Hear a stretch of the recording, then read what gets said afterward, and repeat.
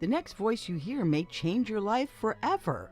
This is the voice of the chaplain of a ministry like no other. Here he is now, making his way to the microphone. Please help us in welcoming the chaplain, Chaplain Dennis Keith Hale. Hi again, and glad of it. Ladies and gentlemen, I am Chaplain Dennis Keith Hale. I'm coming to you today from the Lighter Than Air Ministries in Cotati, California. Thank you so much for joining us again for another edition of the spiritual side of cannabis. I wanted to reach out and say thank you to each and every one of the people I spoke with yesterday at a beautiful memorial for our departed friend, Roger Stevenson. The people were wonderful, and it showed me something about community. You know, this was a guy who worked for PG&E, our electrical and gas people here in Northern California. Yes, it's a private corporation. We still don't have public utilities, really. And they are a clan of people who get the lights on and keep gas flowing to our house. And Roger Stevenson was a member of that clan for 30 years. He was away from it for 7 years. And yesterday we had a memorial for him, and people came out who knew him 40 years ago on the job. People came out for a man who had not been part of that world for 7 years. And there they were. In the marijuana world, we have similar things. People who are essential to the world of marijuana who pass away. I want to bring up just one of them, Charlie Taylor. Charlie Taylor passed away not too long ago, and Charlie was up in the mother lode for years growing marijuana, and he would occasionally get in touch with me and this ministry because up in where he was up in Calaveras, there was no reception. He couldn't watch TV. He couldn't even have electricity where he was. But he lived a life that was so full.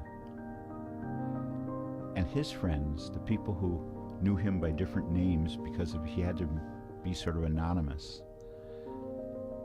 they were all part of his world. And if they were sick, he saw to it that they had marijuana. If there was a problem, he would help as best he could. He would take the profits from the marijuana that he had and apply 15% of it to good works. We're hoping that this lesson that we learned from Charlie will be part of the industry, the marijuana industry. We have something here that's been so wonderful for so many years.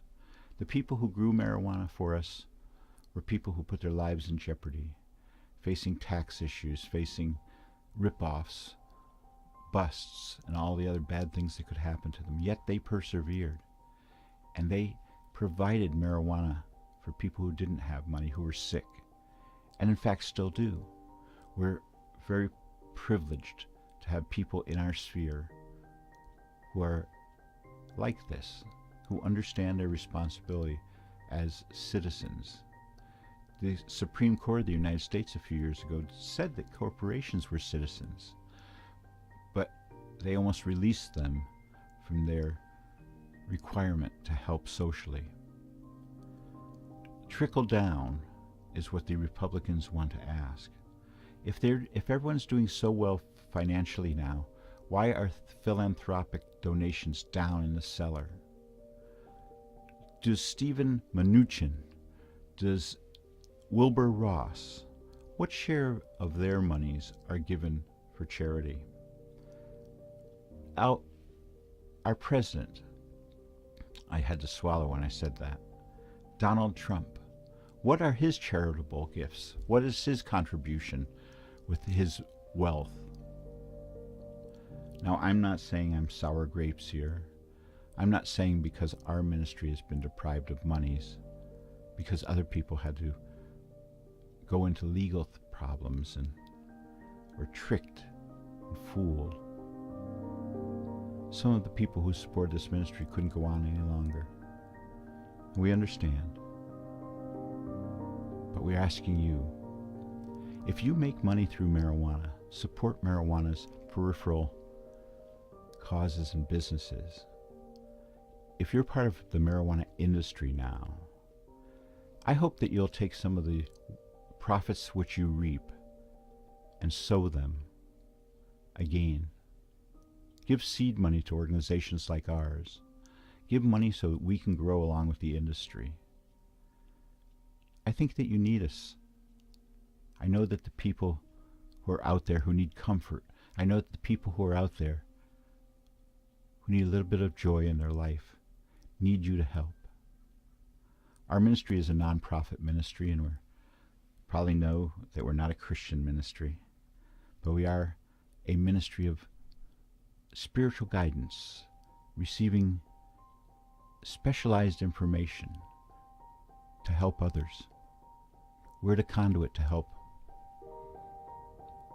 We're pleased and proud to have been so for many years.